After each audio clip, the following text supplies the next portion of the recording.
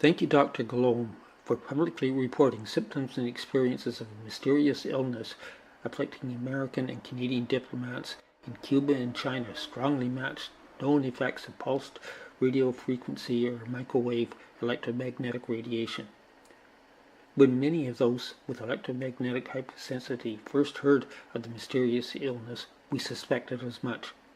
We eagerly anticipate the release of your report. It very much sounds like an update of what is known as the Moscow signal when the Soviet Union was bombarding the U.S. Embassy with electromagnetic radiation. The study into the incident was also known as the Lilienfeld Study. The incident was formally investigated by Dr. Lilienfeld, leading a team of investigators from John Hopkins University.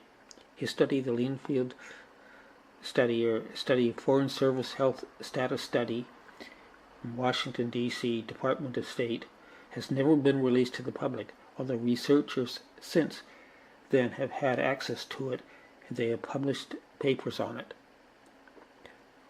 The Soviet Union began bombarding the U.S. Embassy in Moscow with what the West would call low levels of radiation, levels that, well within the INRP limits, exceeded the Soviet Union acceptable levels that could be radiated to their citizens.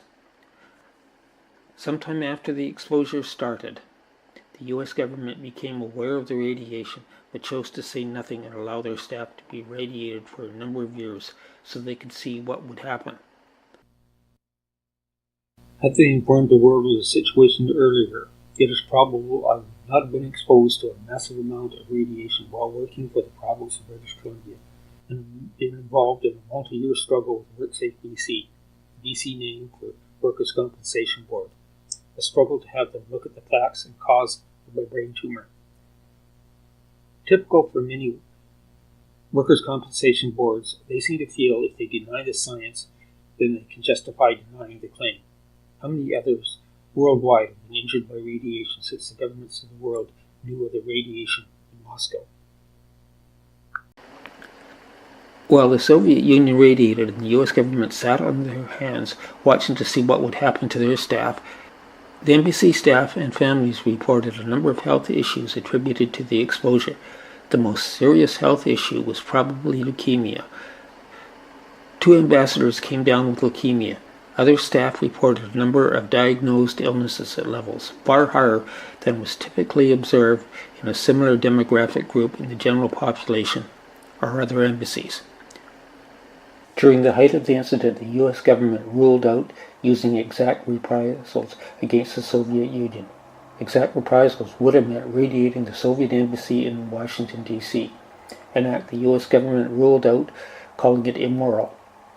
A cell tower will radiate local residents with many times more radiation than the U.S. government considered immoral to radiate the Washington, D.C. Soviet Union embassy.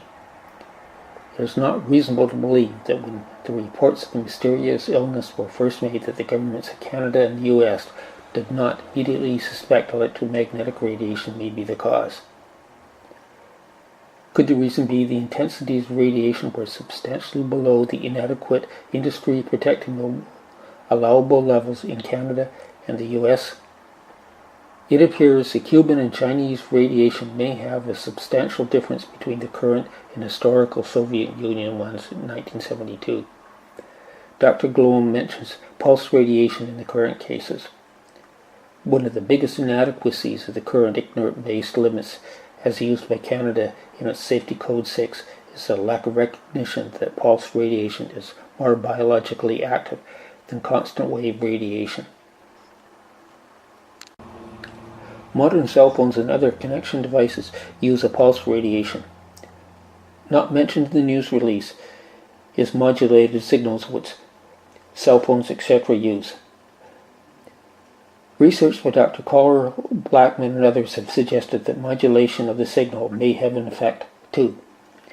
It appears the U.S. government did not learn from the mistake of allowing the Soviets to radiate their Moscow embassy in the past, and now are doomed to repeat the same mistake today. Some never learn from history and are condemned to repeat it.